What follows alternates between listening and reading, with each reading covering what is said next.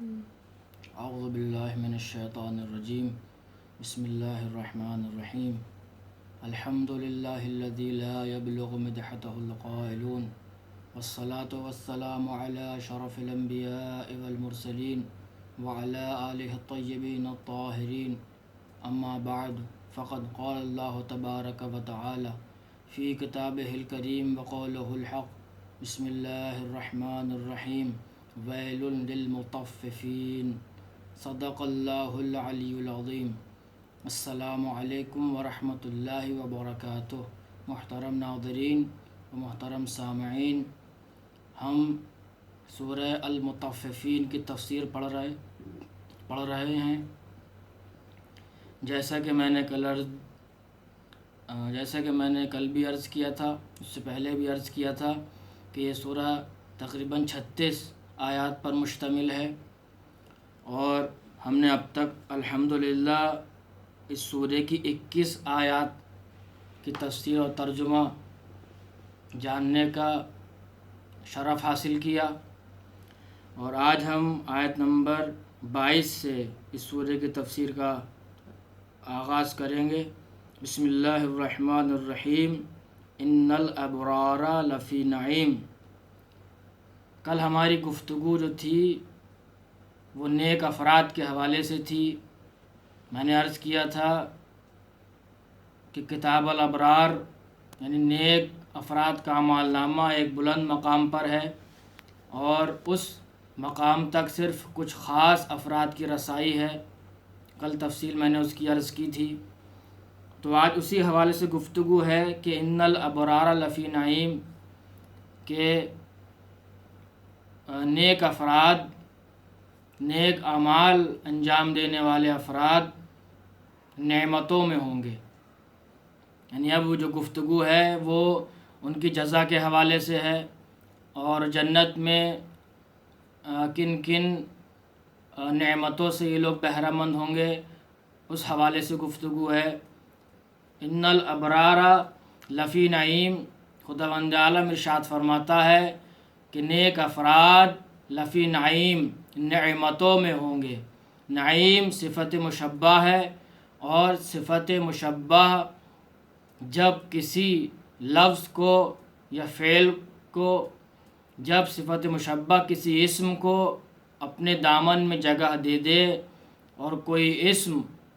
صفت مشبہ کا لبادہ اوڑھ لے، تو اس اسم کی صفت ہمیشگی کی ہو جاتی ہے۔ ایسا نہیں ہوتا کہ وقتی ہو، کہ ابھی مثال کے طور پر وہ کاتب ہے اور ابھی کاتب نہیں ہے، یعنی جب لکھ رہا ہو جب ہی کاتب ہے، جب نہ لکھے جب کاتب نہیں ہے۔ لیکن جب صفت مشبہ میں اگر کوئی اسم ڈھل جائے تو وہ صفت اس میں ہمیشگی کی ہو جاتی ہے، ہمیشہ کے لیے ہو جاتی ہے۔ تو اسی طرح سے اس میں ارشاد ہے کہ لفی نعیم، یعنی ان افراد کو جو نعمتیں ملنے والی ہیں ان نعمتوں میں ہمیشگی پائی جاتی ہے، ان نعمتوں میں دوامی کیفیت پائی جاتی ہے۔ ایسا نہیں ہے کہ کچھ مدت کے لیے ان افراد کو نعمت دی جائے اور پھر کچھ مدت کے بعد ان نعمتوں کو ان افراد سے سلب کر لیا جائے،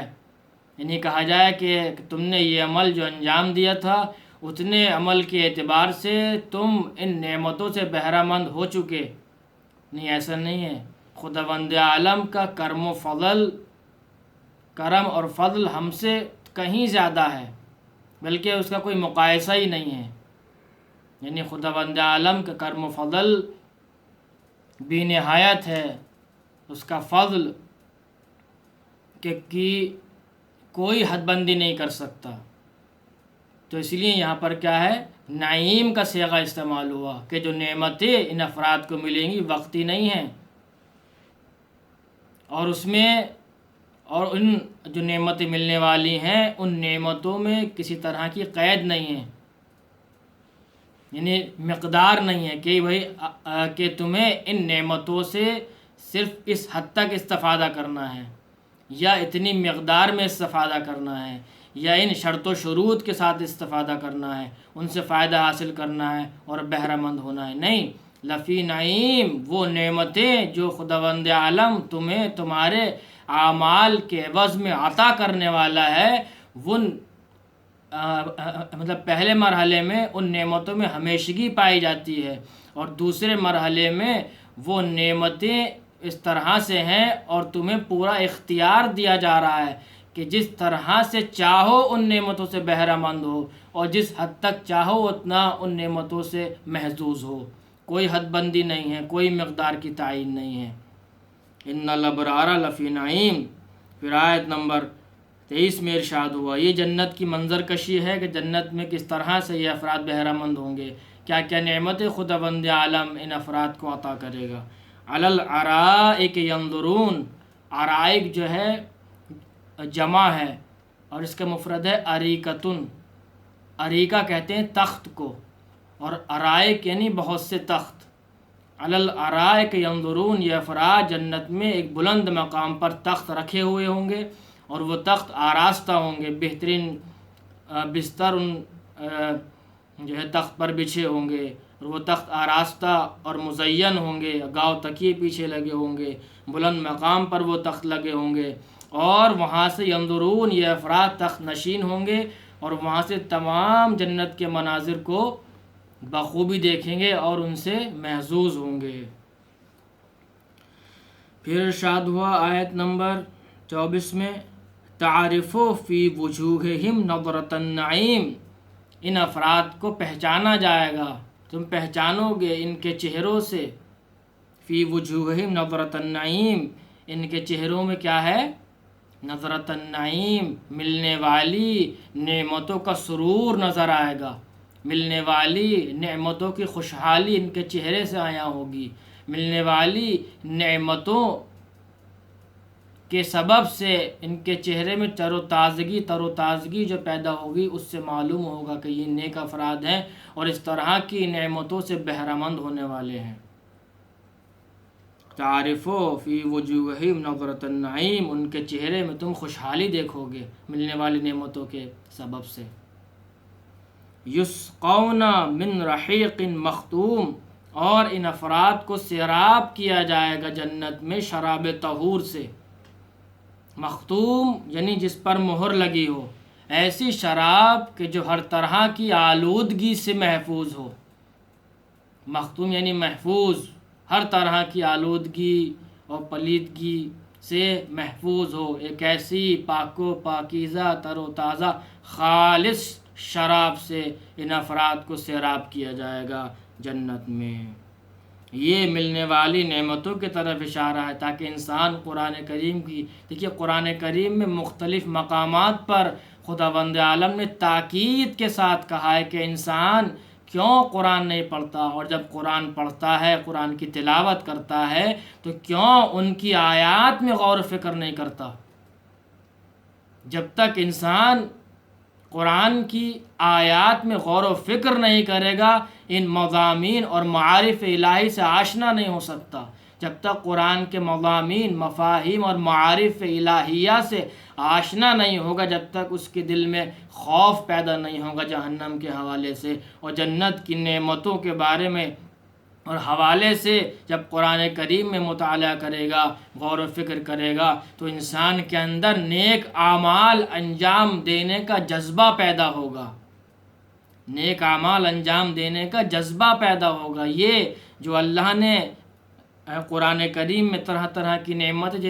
جو انسان کو جنت میں ملنے والی ہیں بتائی ہیں، یہ کس لیے ہیں؟ ان کا اصل ہدف اور ان کا اصل مقصد یہ ہے کہ انسان ان ملنے والی نعمتوں کی وجہ سے اپنے اندر نیک اعمال انجام دینے کا جذبہ پیدا کرے، اور ایک رغبت اور ایک شوق انسان کے اندر پیدا ہو کہ انسان اپنے آپ کو اس سانچے میں ڈھالے کہ جس حوالے سے قرآن کریم میں گفتگو ہو رہی ہے۔ اس لیے غور و فکر کرنا چاہیے، جب بھی انسان قرآن کریم کی تلاوت کرے غور و فکر کرے ان کی آیات میں، ان کے مضامین میں۔ یسقون من رحیق مختوم، ان افراد کو سیراب کیا جائے گا پاک و پاکیزہ اور ہر طرح کی آلودگی سے دور شراب سے، کہ نہ اس شراب کے بارے میں کبھی انہوں نے دنیا میں سنا ہوگا،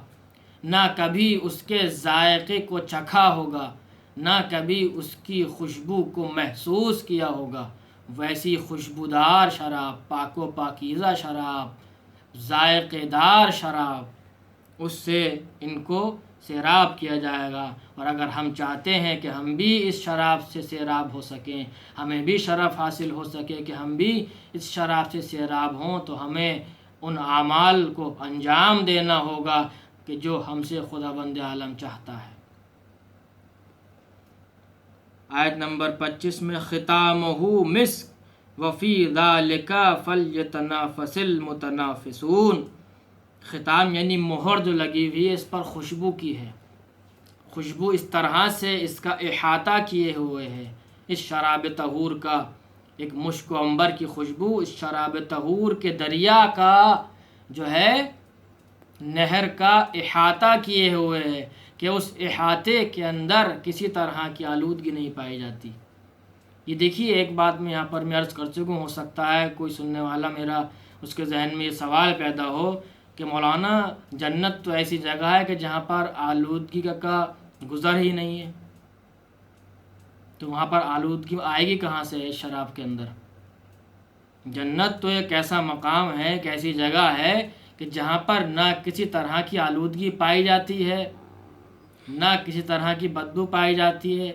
یعنی تمام وہ چیزیں کہ جو کسی ایک چیز کو آلودہ کر سکیں دوسری چیز کو اور اس کے اندر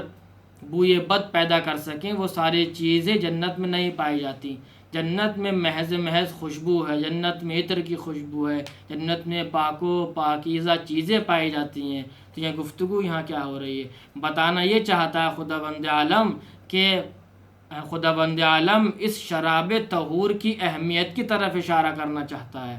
اور اس کی عظمت کو بتانا چاہتا ہے کہ یہ شراب طہور جس کا چشمہ، جس کی نہر جنت میں جاری ہے، یہ شراب طہور بہت اہمیت کی حامل ہے، اتنی اہمیت کی حامل ہے کہ اس طرح سے خداوند عالم نے اس کو مثال دے کر سمجھایا۔ دیکھیے مثال جو ہے وہ تقریب الی الذہن کے لیے بیان کی جاتی ہے، یعنی اگر کوئی مثال کسی بات کو سمجھانے کے لیے بیان کی جاتی ہے تو وہ اس لیے بیان کی جاتی ہے تاکہ انسان کا ذہن اس بات سے قریب ہو سکے کہ جس بات کو سمجھانا چاہ رہا ہے سامنے والا۔ اسی طرح سے خداوند عالم نے یہاں پر آلودگی کا ذکر کر کے کہ وہ شراب طہور ایسی ہے کہ جس پر مہر لگی ہے کہ کسی طرح کی آلودگی اس کے اندر نہیں پائی جاتی، اس شراب طہور کی عظمت کو بتانا چاہتا ہے۔ کیونکہ دیکھیے جب تک ہمارے ذہن، انسانی ذہن محدود ہیں، جب تک ہمارے حوالے سے گفتگو نہ ہوگی، جب تک ہم کسی چیز کی عظمت کو نہیں سمجھ سکتے۔ اس لیے ہماری سطح میں، ہمارے ذہنی سطح کے اعتبار سے خداوند عالم نے گفتگو کی اور سمجھایا کہ دیکھو شراب طہور کی اہمیت اور عظمت کیا ہے، اور اگر چاہتے ہو کہ تم بھی اس سے سیراب ہو تو اپنے آپ کو ان اعمال میں ڈھالو کہ جو میں نے تمہیں انجام دینے کے لیے کہے، ان اعمال کو انجام دینے پر اپنے آپ کو آمادہ کرو۔ ختامہ مسک وفی ذالک فلیتنافس المتنافسون، اور یہ شراب طہور ایسی ہے، اس میں خوشبو ایسی پائی جاتی ہے کہ یہ اس شراب طہور کو حاصل کرنے کے لیے بھی اہل جنت میں ایک طرح کا مسابقہ کا ماحول ہوگا۔ یہ بھی ایک طرح کی منظر کشی کی جا رہی ہے اور اس کی اہمیت کو بتایا جا رہا ہے۔ نہیں تو اس میں جنت میں کہاں جو ہے مسابقے کا ماحول، جنت میں تو انسان ہر چیز کی خواہش کرے گا اور اس کے لیے وہ چیز حاضر۔ وہ ایک الگ گفتگو ہے پوری کہ جنت میں کس طرح سے سیراب ہوگا اور کیا اس کی خواہش ہوگی، وہاں کیفیتیں کیا ہوں گی، وہ ایک الگ جو ہے جداگانہ اور تفصیلی موضوع ہے۔ تو یہاں پر خداوند عالم اس طرح کی منظر کشی کے ذریعے بتانا چاہتا ہے کہ وہ بہت یعنی اہمیت کی حامل ہے وہ شراب۔ فی ذالک فلیتنافس المتنافسون، اس شراب کو حاصل کرنے میں جنت کے افراد میں، اہل جنت میں ایک طرح کا مسابقے کا ماحول پیدا ہوگا۔ آج گفتگو ہماری یہیں تک رہے گی، انشاءاللہ کل گفتگو اس سے آگے بڑھے گی۔ پالنے والے تجھے واسطہ محمد وال محمد کا، حضرت ابوالفضل العباس علیہ السلام کا، جناب زینب سلام اللہ علیہ کا، کربلا کے 72 شہداء کا، دنیا میں جہاں جہاں بے شیعان حیدر کرار ہیں ان کی جان، مال، آبرو، عزت کی حفاظت فرما، اور کورونا کی جو یہ وبا